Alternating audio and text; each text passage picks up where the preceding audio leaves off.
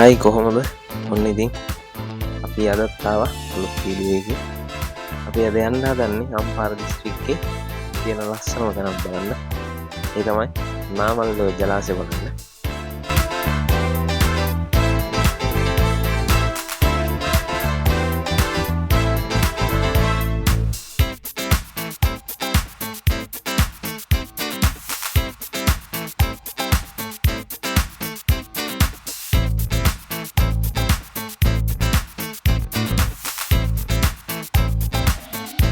ඉතින් අපි මේ යන ගමන් ඉන්නේ බිබිල අම්පාර පාරේ.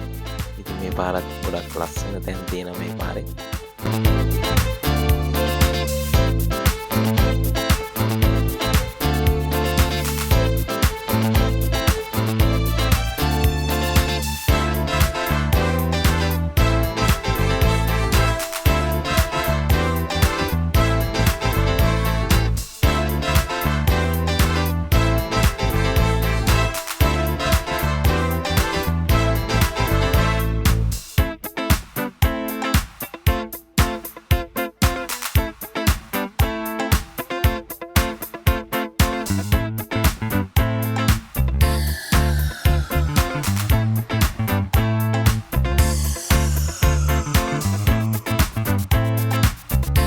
ඉතින් ඔන්න අපි ඇවිල්ලා තින්නේ නාමල්ලෝ ජලාශයට.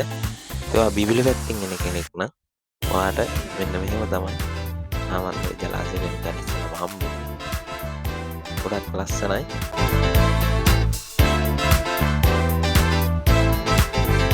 අපි බලමු ඔයාලට මේ පේන නාමල්ලෝ ජලාශයේ විස්තර ටිකක්. මේ නාමල්ලෝ ජලාශය පිහිටලා තියෙන්නේ අම්පාර දිස්ත්‍රික්කේ. නාමල්ලෝ ජලාශය ගත්තම අම්පාර දිස්ත්‍රික්කයේ තියෙන මධ්‍යම ප්‍රමාණයේ ජලාශයක්.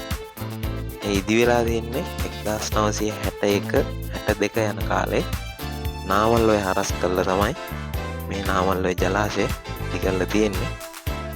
මේකේ පිහිටීම ගත්තම සේනානායක සමුද්‍රයට කිලෝමීටර් 20ක් උතුරින් තමයි නාමල්ලෝ ජලාශය පිහිටලා තියෙන්නේ. ජලාශයේ වපසරිය ගත්තම සම්පූර්ණ ජල මට්ටමේදී හෙක්ටයාර් 648ක් අක්කර වලින් ගත්තොත් අක්කර 1600කට ආසන්නයි. ජල ග්‍රාහක ප්‍රදේශය ගත්තම වර්ග කිලෝමීටර් 52ක්. එතකොට මේ නාමල්ලෝ ජලාශයට ජලය ලැබෙන ප්‍රධාන ඇලවල් ගත්තම නාමල්ලාර, ඉඹිගලාර, උණුපිලාර සහ ඉදල්ලොය.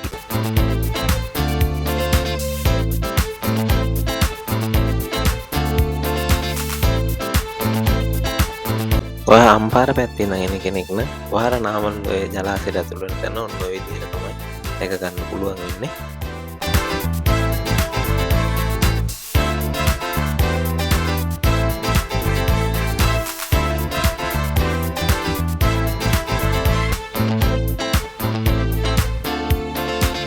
ඉතින් මේ ඔයාලා දකින්නේ නාමල්ලෝ ජලාශයෙන් පාරෙන් පල්ලෙහා කොටස. ගොඩක් ලස්සනයි පාරෙන් පල්ලෙහා පැත්තත්.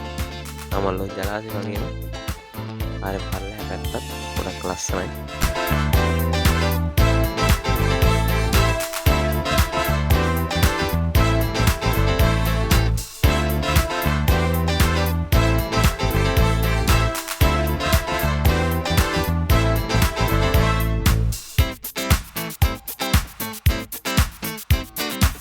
නාමල්ලෝ ජලාශයේ ප්‍රයෝජන වෙන්නේ වීවගාවට පාරි ජලයේ සැපීම, මිනිදිය මසුන් අල්ලලා ජීවිකාව ගෙන යන ජීවර බෙජාවට ආදායම් මාර්ගයක් විදිහට මේ නාමල්ලෝ ජලාශය ගොඩක් වැදගත් වෙනවා.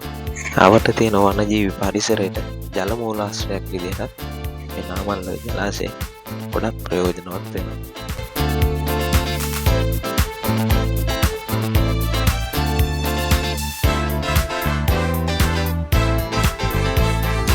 ඔයාලා ඔය දැක්කේ නාමල්ලෝ ජලාශය. ඉතින් ගොඩක් ලස්සන තැනක් නාමල්ලෝ ජලාශය කියන්නේ. ඉතින් ඔයත් මේ ආවට කෙනෙක් නම් ඔයාලට ඇවිල්ලා බලලා යන්න පුළුවන්. ගොඩක් ලස්සනයි. එහෙනම් අපි ආයෙත් දවසක අලුත් වීඩියෝ එකකින් හම්බෙමු. ගිහිල්ලා එන්න. ඔයාලා හැමෝටම සුබ දවසක්.